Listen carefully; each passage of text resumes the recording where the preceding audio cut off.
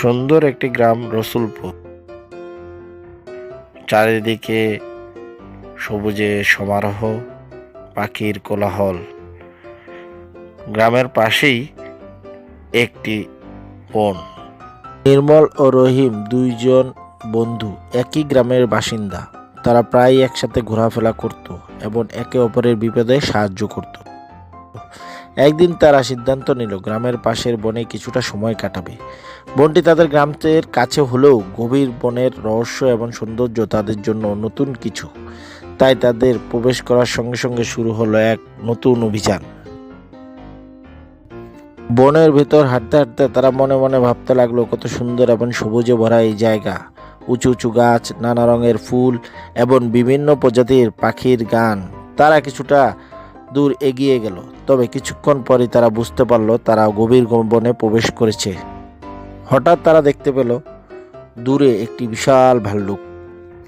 ভাল্লুকটি তাদের দেখে তাদের দিকে আসতে শুরু করলো। রহিম গাছে উঠতে পারত, তাই সে গাছের দিকে দৌড় দিল এবং গাছে ওঠার চেষ্টা করতে থাকলো। নির্মল শুধু চিন্তাই করতে থাকলো, কারণ সে গাছে উঠতে জানতো না। নির্মল ভাল্লুক সম্বন্ধে গল্প শুনেছিল যে ভাল্লুক মৃত প্রাণী খায় না। তাই সে মাটিতে শুয়ে পড়ল। সে নিঃশ্বাস বন্ধ করে ধরল, যেন ভাল্লুক তাকে মৃতভাবে ছেড়ে দেয়। ভাল্লুক তাকে দেখে কিছুক্ষণ দাঁড়িয়ে রইল। ভাল্লুক নির্মলকে মৃত ভেবে চলে গেল। কিছুক্ষণ পর রহিম গাছ থেকে নেমে এসে নির্মলের কাছে জিজ্ঞেস করলো, ভাল্লুক তোমার কানে কানে কি জিজ্ঞেস করলো? নির্মল একটু হাসলেন এবং বললেন, ভাল্লুক বলেছে যাদের বিপদের সময় পাশে পাওয়া যায় না তাদের থেকে দূরে থাকো।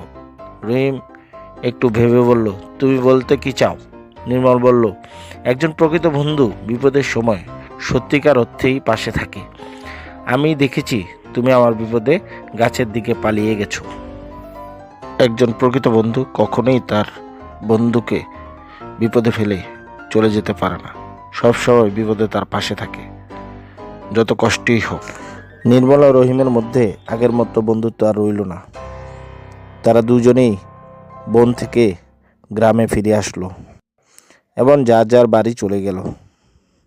এভাবেই নির্মল ও রহিমের গল্প আমাদের শেখায় বন্ধুত্বের মূলনীতি হলো একে অপরকে সহায়তা করা, বিপদে পাশে থাকা এবং একে অপরের প্রতি বিশ্বাস রাখা, সত্যিকারের বন্ধুত্বের মূল্যায়ন করা এবং সেই বন্ধুত্ব রক্ষা করার জন্য ব্যবস্থা নেওয়া।